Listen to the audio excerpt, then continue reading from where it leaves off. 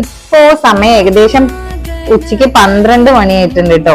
അപ്പൊ ആദ്യമായിട്ട് ആദിത്യ പൂജ കാണാൻ വേണ്ടിയിട്ട് ആലപ്പുഴയിൽ വീട്ടിൽ വന്ന് കളപ്പുര അമ്പലത്തിലേക്ക് ഞങ്ങളൊന്ന് പോയി.